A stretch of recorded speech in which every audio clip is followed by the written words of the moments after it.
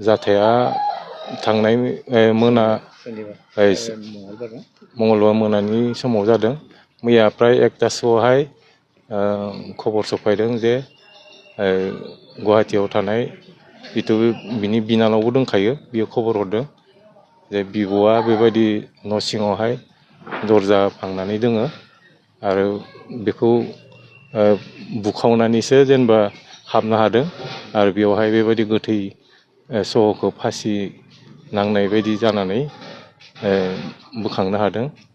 गुबुन हारिजों जुलि जाबाव, गुबुन हारिजों खारसनहैबाव, नै जोंनि बर' सासे लाइमोनखौ आकाश प्रसाद होननाय सासे हारसा मानसिया बर' लाइमोनखौ बुथारबाय।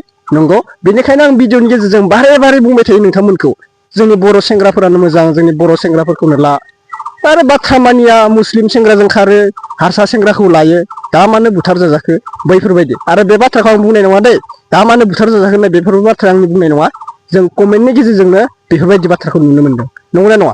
आं सानफ्रोमबो भिडिअ बुंबाय थाखायो, बर' हिन्जावफोरा गुबुन हारिजों हाबा जाबाय, बर' हिन्जावफोरा हारसाखौ लाबाय, मुस्लिमखौ लाबाय, बिराद बादा होबाय थायो आं भिडिअनि गेजेरजों। अब्लाबो जोंनि बर' सिख्लाफोरा खोनासङा, मुस्लिम सेंग्राखौसो मोजां मोनो, थाखा फैसा दोङोनो मुस्लिम सेंग्राया, हारसा सेंग्राया अननो रोंगौनो। दिनै मानो बर' सिख्लाफोरखौ हारसाफोरा बा जोंनि बर' सिख्लाफोरखौ मुस्लिमफोरा मानो बुथारगासिनो? मानो बाथ्रा मानियाखै, मानो खोनासङाखै? स' नोंथांमोना भिडिअखौ नायग्रोना ला। उदालगुरिनि सासे ब्रादारमोनाबो बेफोरबायदि आंनि भिडिअखौ शेयार खालामनो हरनाय जादों। ब्रादार, नोंनि बाथ्राया सैथो बाथ्रा होननानै, बेफोरबायदि बाथ्राखौ लायालासिनो जोंनि बर'फोरा बुथारजागासिनो होननानै। नंगौ, नोंथांमोनखौ आं सानफ्रोमबो भिडिअनि गेजेरजों बुंबाय थायो मुस्लिम सेंग्राजों हाबा जानाय माबानायफोरखौ। दा नोंथांमोना साननानै नाय, आङो बेफोरबायदि भिडिअ बुंबा सोरबा सोरबा बुंहरो गासैबो मानसिया बिदि जायालै ब्रादार होनना बुङो। अब्ला दिनै जोङो मानो बेफोरबायदि बुथार जाजानायखौ नुबाय थादो? नोंथांमोना साननानै नाय। बर'फोरा गुबुन हारिजों जुलि जानायखौ खम खालाम सिस्टारमोन। गावनि जिउखौ रैखा लाखि, गावनि बिमा बिफानि मोदैखौ हुगारनो सोलों। बेनिखायनो जोंनि बर'फोरानो मोजां होननानै आं सिगांनिफ्राय बुंबाय थादों नोंथांमोनखौ। दा जोंनि बर'खौ लाइमोनखौ मानि थाखाय बुथारखो हारसा सेंग्राया, नोंथांमोना भिडिअखौ नायनानै लाबासो बुजि मोनगोन दै। दा गिबियावनो बयनिसिमबो फिन खेब बरायहरबाय, जायफोरा चेनेलाव गोदान साबस्क्राइब खालामना लादो आरो बबे डिस्ट्रिक्टनिफ्राय आंनि भिडिअखौ नायदों कमेन्ट खालामना फोरमायहरलायदो लोगोफोर दै। थ' थेंक इउ स' माच। क'क्राझार, उदालगुरि, चिरां, बाक्सा, तामुलपुर, रङिया, राङापारा, तेजपुर गासैखौबो बरायहरबाय लोगोफोर दे। सनितपुर नोंथांमोनखौ गासैखौबो बरायहरबाय।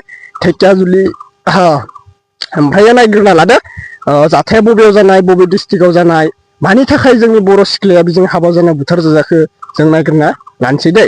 आरो नैबे भिडिअखौ नायनानै आंखौ नोंथांमोना कमेन्ट खालाम दै, जोंनि बर' हारिया मानि थाखाय गुबुन हारिनि सिङाव थाबाय थानो गोनां जादों, बा मानो बुथार जाजाबाय थानो गोनां जादों, बा किडनेप खालामजाजाबाय थादों? नोंथांमोना कमेन्ट खालामनानै बुंहर। सासेनिफ्रायनो सासेयाथ' सोलोंलांगोन। नों दिनै बर' हारिखौ गारनानै नों दिनै उन्दै उन्दैफोरनि सिगाङाव हारसा मुस्लिमखौ लानानै देखायबाय थादो, नोंखौ नायनानैथ' उन्दैफोरा नों सोलोंगोन दा बे बाथ्राखौ। बेनिखायनो जोंनि बर' हारिया गुबुन हारिजों हाबा जानायखौ खम खालाम। लाइमोनफोर, जोंनि बिदा फंबाय गासिखौबो बिब' बिनानाव गासिखौबो फोरमायहरदों आङो, खम खालाम। जोंनि बर' हारियानो मोजां। जेमान जानो गैया जाथों, थाखा फैसायालाय मा दिनै दोङो गाबोन गैया ना? धोनिया धोनि थाबाय थाया। आसि थाइबाया समान नङा लोगोफोर, आसि थाइबाया मालाबाबो समान नङा। बेनिखायनो गोरिबा गोरिब थाबाय थाया, धोनिया धोनि थाबाय थाया। मालाबा समाव नोंनि जिउआ मा जानांगौ बेखौबो नों बुजि मोना। बेनिखायनो मानसिनि जिउआव नों जेमान थाखा फैसायानो गैया जाथों, खुसियै थानो नाजा, बिमा बिफाखौ खुसियै लाखिनो नाजा, जोंनि बर'फोरजोंनो जुलि जानानै गोजा गोमजा रायजो संसारखौ जानो नाजा। नायग्रोना लादो भिडिअखौ दै, बारा बाथ्रा बुंलिया आङो, नायग्रोना लानोसै जोङो दे। जाथाया थांनाय मंगलबार मोनानि समाव जादों। मैया प्राय 1टासोआवहाय खबर सफायदों जे गुवाहाटियाव थानाय जितु बिनि बिनानावबो दंखायो, बियो खबर हरदों जे बिब'आ बेबायदि न' सिङावहाय दरजा फांनानै दोङो आरो बेखौ बुखावनानैसो जेनेबा हाबनो हादों आरो बेवहाय बेबायदि गोथै सह'खौ फासि नांनाय बायदि जानानै बोखांनो हादों बा नुनो मोनदों होननानै। आरो बेबायदिनो जोङो न'निफ्राय तारातारि मानसि लानानै बेबायदि बिफा बिमादै बिमानै बेफोरबायदिया थांबाय आरो बेबायदिनो थानायाव बेबायदि बडिखौ लांना दोनहैनाय जाबाय आरो बिनि उनाव बेबायदि एफआइआरबो होनाय जादों खोनानाय मथेब्ला जोंथ' नुवाखै सासे सेंग्रा दङमोन मोजां मोननाय मा बुंमोन बे आकाश प्रसाद ना मा बेबायदि जों बेबायदि सन्देह खालामदों आरो बे गुबुनफोरनिफ्राय खोनानाय बादिब्ला दा बेबो मोनाव दंफायोमोन दसे समबाबो बिदिना मिथिना मोननाय जादों दा बेनि उनाव मा जाखो जों डिटेल्स मिथिजोबाखै एफआइआर होनाय जाबाय दायो गुवाहाटियाव माबाफोर मावनानै दङ गुवाहाटियाव खोनानाय मथेब्ला बे साननैसोनि सिगाङावसो रिजाइन होबायमोन होननाय खोनादों बे मोनसे गारि कम्पानियावहाय बेबायदि मा मावोमोनथाय जोंबो डिटेल्स मिथियाखै आरो सिगाङाव बेबायदिनो एनजिअ'बो मावदोंमोन MSW खालामखांनायनि उनाव एनजिअ मावबाय खैथामान बोसोर बिनि उनाव एक्सिस बेंकआवबो फ्राय बिदिनो बोसोरसे बा बोसोरनैफोरबायदि मावदों आरो बिनि उनाव गुवाहाटियाव थानाया बियो बे MSW खालामनायनिफ्रायनो बेयावनो थाबाय थादों आरो फ्राय 5-6 बोसोराथ' जाबाय खमावनो पस्टमर्टम दासिमबो जाथ'वाखै दा पस्टमर्टम खालामनायनि रेडि खालामबाय थादों दायो जोङो नागिरदों दा जों मिथिस'वा माबायदि जादों घटनाया खिन्थु जोङो न्याय नागिरदों जाहा सन्देह दङ बेबाबो माबा मोनसे फिजिकेलि नङाबा मेन्टेलि बेबायदि खालामनायनि जाहोनावनो बेबायदि जाथाया जादों होनना जों सानदों आरो जाय समाव जाथाया जादोंमोन बे समाव सुस्मिताया हारसिंनो दङमोन ना बे समाव जोंथ' जेनेबा दायो मिथिला खिन्थु बिनि जों फंबायनिफ्राय गम मोनदों बे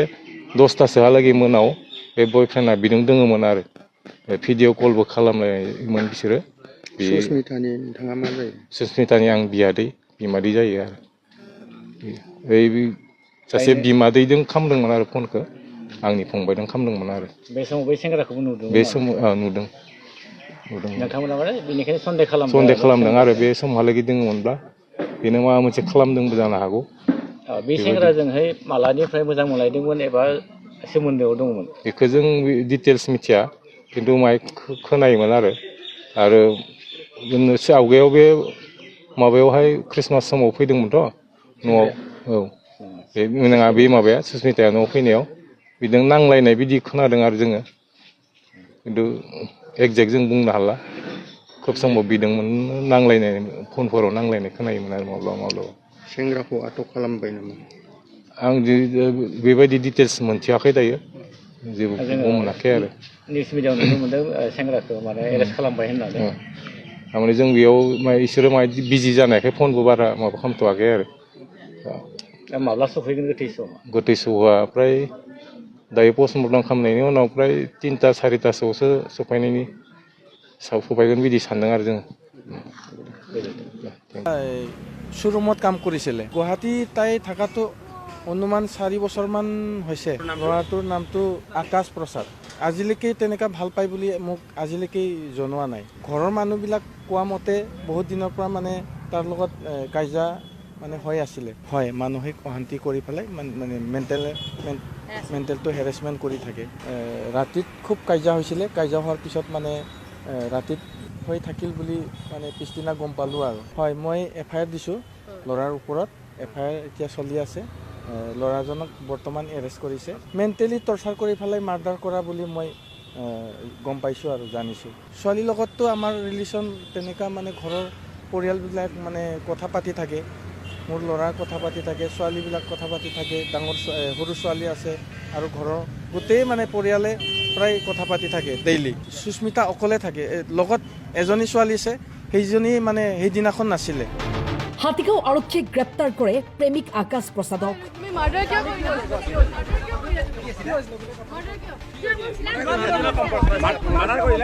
হাতীগাঁও থানাত উপস্থিত যুৱক যুৱতীৰ পিতৃ মাতৃ আৰু পৰিয়ালৰ লোক মই যোৱাকালি যেতিয়া তেখেতে ভিডিঅ' কল কৰিছে তেখেতৰ লগত আকাশক দেখিছোঁ আকাশ প্ৰসাদ নামৰ ল'ৰাজনক দেখিছোঁ মই আগতে দেখা নাই তেখেতক কালি পৰহি প্ৰথম দেখিছোঁ ভিডিঅ' কল কৰিছে হয় তেখেতে তেতিয়াই দেখিছোঁ আৰু তেতিয়াই গম পাইছোঁ যেন তেখেতৰ বয়ফ্ৰেণ্ড হয় বুলি নাই আপত্তিজনক একো নাই মোৰ বয়ফ্ৰেণ্ড আহিছে বুলি কৈছে দেখুৱাইছে তাৰপিছত তেখেতে এনেই ফেচটো দেখুৱাইছে মই তেখেতেতো মানে হেৰিত হয় অলপ হিন্দী সম্প্ৰদায়ৰ মানুহ হয়, বস্তুখিনি তেখেতে বুজি নাই পোৱা বস্তুখিনি, মই সেইকাৰণে কোৱা নাই, মই নেপাতো বুলি কৈছোঁ তেখেতলৈ।